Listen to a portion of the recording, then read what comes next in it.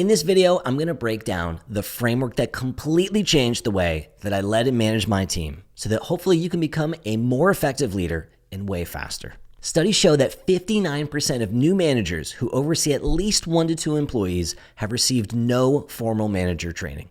I'd actually venture a guess that that percentage is even higher if you work at a tech startup or a scale-up or somewhere that's not overly corporate. And so with no manager training, this leads to increased stress, feelings of being overwhelmed, and it doesn't just impact managers, but it also contributes to higher employee turnover and decreased productivity at these companies. And look, being a manager is really hard, and finding your style, especially as a new manager, is even harder. And my journey is probably similar to many people's. I became a people manager because I was good at being an individual contributor. I had a reputation for being a high-powered IC, and I think as part of being a high-powered IC, I held myself accountable.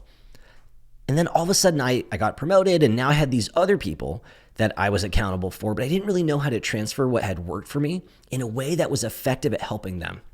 And so as my influence grew, I was sometimes leading projects with over a dozen people working on them. And I made the mistake that I think a lot of new managers make. I didn't want to be a micromanager. I knew what that looked like and I knew what it felt like. I didn't want to do that. I wanted to be the cool hands-off leader. But sometimes I was confused as the hands-off leader or frustrated about the decisions that people who reported to me made. And I didn't really know how to help them, but they weren't really being effective. And again, sometimes they were making poor decisions. It was clear they needed someone's help. But because I didn't have any formal training, I didn't really know what to do. I was kind of winging it, and I just hoped that they would do a good job and intuitively know how to do their job better in the way that I felt like I knew as an IC. So I went down this journey into learning about how to grow as a manager and as a leader. I took online classes, I started reading books, I dove into a bunch of different blogs, and eventually I learned about the task relevant maturity framework, which changed everything. All right, so let's talk about task relevant maturity. It's a fancy term, but the idea behind it is relatively simple, and again, game-changing for managers and for leaders. It comes from the famous book, High Output Management, which I got right here. It's by Andy Grove, and if you Google what are the top books for managers, this is always in one of the top responses, for good reason. It's a great book. But in 2025, this book starts to read like it's written for our parents, truthfully because it was written in the 80s. But this is a timeless classic, and many of the principles still apply today. So here's the concept. Task relevant maturity, or TRM, is all about recognizing someone's ability to perform isn't about their job title or seniority or how much experience they have. It's about how much skill and experience they have with a specific task. They use the word maturity and experience interchangeably here. So task relevant maturity you can think about as task relevant experience. But essentially, this is a framework to adjust your leadership style based on how experienced someone is at working on the thing, the task that they're focused on today. Let me give you an example. Imagine that you are managing a senior growth marketer, right? They're amazing at running paid campaigns, optimizing landing pages, that is their bread and butter. But now all of a sudden you've got a new initiative. Maybe you're asking them to get involved or to lead their first product growth experiment. Even though they're really experienced and you would categorize them as an all-star in their role, suddenly they're out of their depth, right? Their maturity for this specific task is low. On the flip side, you might have someone super junior on your team who's got a lot of experience experimenting with growth strategies.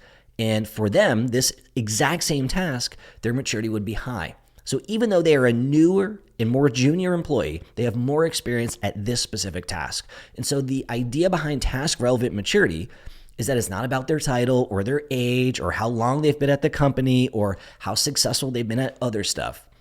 It's about managing someone based on the task they're focused on today. And so thinking about how to apply this as a manager, think of your leadership style as a dial. You can crank it up, you can crank it down. And so if someone has a low task relevant maturity, again, regardless of their experience, they are new to working on the task that they're focused on today, you want to dial up your manager guidance, right? You want to give them instructions, you want to give them feedback, you want to give them support. That's what they need from you to be successful. And without it, they might not be able to get started. They need to know what good looks like, how long it should take, and some of the best practices to keep in mind. And you, as I share this, you can probably imagine times in your career when you worked on something new and there was someone else who had done it before and you couldn't get started without picking their brain and learning this stuff. And that's the idea behind task relevant maturity. On the flip side, if someone has high task relevant maturity, right? They know what they're doing. They're this growth marketer working on optimizing a landing page. You dial it down. You give them autonomy. You give them a long leash. You trust them to figure it out, and you make yourself available when they get stuck and they need a brainstorming partner. It's a flexible framework, right? You're not micromanaging everyone. You're not leaving everyone to sink or swim on their own. You're adjusting your level of engagement and your involvement based on what they need for the task at hand. Most managers fail, in my experience and my observations, because they don't adjust their style. They either treat everyone like a beginner, which is, again, helpful for low TRM situations, but micromanaging for everybody else, or they try to be like the cool manager, super hands-off, again, which is great for the high TRM situations, but is super stressful for everybody else.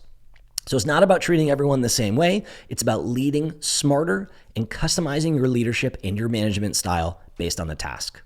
So now that you know what task relevant maturity is, let's talk about how to actually use it. I'm actually going to break this down into two parts. The first is going to be managing your team, managing down. And the second part is going to be ways that you can use task relevant maturity to manage up. First, let's talk about managing your team. There is a relatively simple 3-step process to apply task relevant maturity in your day leadership and management. And it starts, step 1, is by assessing the task relevant maturity for the individual on your team. So start by asking yourself, how skilled or experienced is this person with the specific task they're working on today? Again, not their overall role, just the task. And if you're not sure, because maybe you're managing someone on a cross-functional team, you've never done their job before, you can also ask them. It's actually one of the things that I like to ask most in my one-on-one is I'll say, hey, you're working on this thing. We've both agreed that it's high priority. How would you self-assess your level of experience working on this problem? And what's nice about this is it's a conversation, right? Because you might have never done the thing before, and you're going to be totally leaning on them for their answer to this question. And then again, adjusting your style accordingly. Or you might disagree, where they say, hey, I have a high amount of experience working on this thing. And because you have a different perspective as a leader and as a manager, you get to then create a discussion around that if you disagree, right? So that's a good coaching opportunity as well. But the point is, identify the TRM and then adjust your leadership style accordingly. And so here's the rule of thumb. Low TRM means hands-on guidance and clear expectations. Give step-by-step feedback, check in regularly. High TRM means leaning back, giving them autonomy, trusting their judgment, and letting them run with it. And step 3 is going to be communicating the why.